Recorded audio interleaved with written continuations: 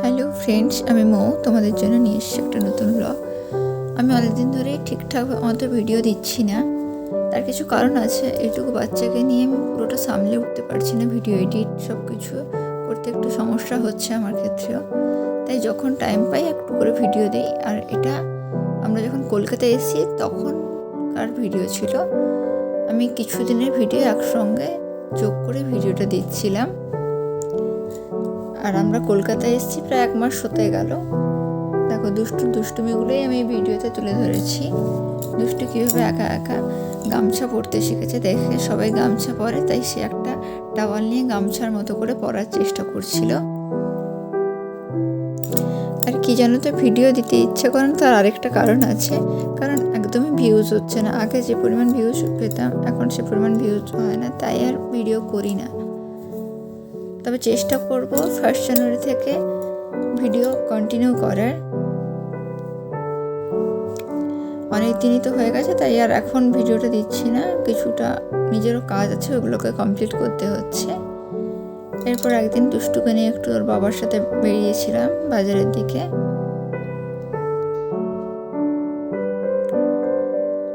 আর দেখো সকালে না, মানে ভোরের দিকে, এখন শীতকাল যেহেতু, বিছানাতেই আমাদের রোদটা এসে পড়ে, কারণ পূর্ব দিকে একটা বেশ বড় জানলা আছে, পুরো বেডটাতে রোদ পড়ে।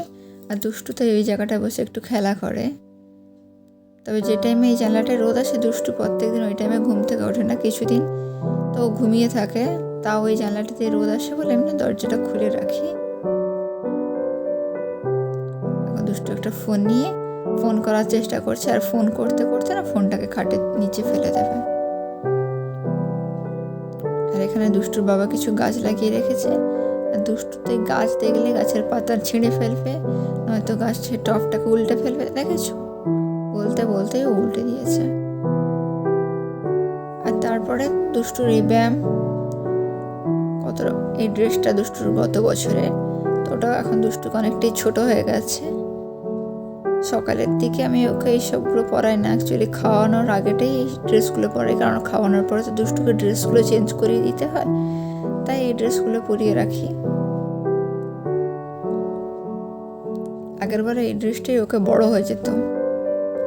আর দুষ্টুর এখন একটা নতুন ঘোরার জায়গা হয়েছে। দেখো, এবার এসে এই জায়গাটায় আমরা এখন রেগুলারলি যাই।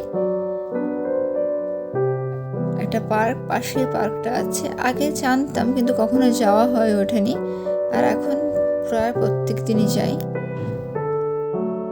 দুষ্টু এখন যেতে যেতে না ওরও অভ্যাস হয়ে গেছে, ওকে বিকেলে না নিয়ে গেলে ওরও মন খারাপ করে। আর পার্ক থেকে এসে দুষ্টু একটু বসছে।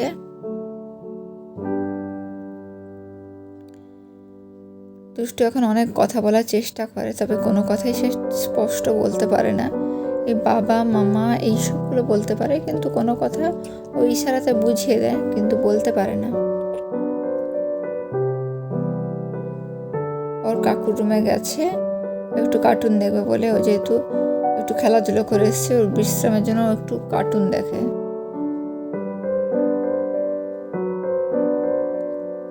কত রকম অঙ্গভঙ্গিও শিখেছে।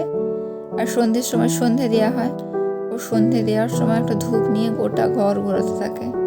ওকে ধূপটা জ্বালিয়ে দেয় না, কারণ কোথায় ছাঁকা লেগে যাবে। আর পরের একদিন দুষ্টু আবার পার্কে যাওয়ার জন্য বেরিয়েছে। দেখো, ও আমাকে টেনে টেনে নিয়ে যাচ্ছে, আমি কি রাস্তায় ওকে নিয়ে যাবো, ও আমাকে নিয়ে যায়। দুষ্টু পুরো বড় হয়ে গেছে, দেখেছো? পার্কে যাওয়ার জন্য দুষ্টুর তাড়াটা কত থাকে।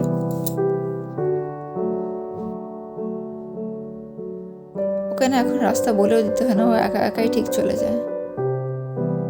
এরপর রাতে বেডে এসে বসছে।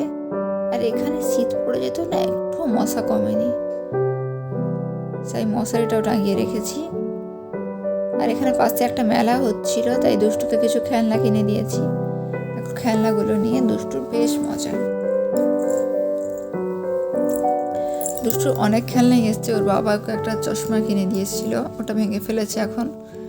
আর অনেক খেলনা কিনে দিয়েছে। ওর দাদা দিদুন এসছিল, দাদা মানে আমার দিদির ছেলে এসছিল। দেখো, ওদেরকে নিয়ে একদিন পার্কে গেছিলাম, একদিন না 2-3 দিন মতো গেছিলাম। ওরা ছিল 1 সপ্তাহ। ওকে দাদা দিদুন অনেক খেলনা কিনে দিয়েছে, কিন্তু ওর কাছে তো খেলনা বেশি দিন টেকে না। দুষ্টু কিভাবে একা বসছে, বাবার দোল দোল করিয়ে দিচ্ছে। আর দুষ্টুর দাদা যেহেতু বড়, তাই এই দোলনাটা ওকে ছোট হয়ে যাচ্ছিল, তাই ও চলে গেল অন্য একটা দোলনাতে। এখন ঢেকে চড়বে, মা দাঁড়িয়েছে। আর পার্কটাও তোমাদের দেখিয়ে দিলাম, ছোট্ট একটা পার্ক, পরে একদিন পুরোটা দেখা।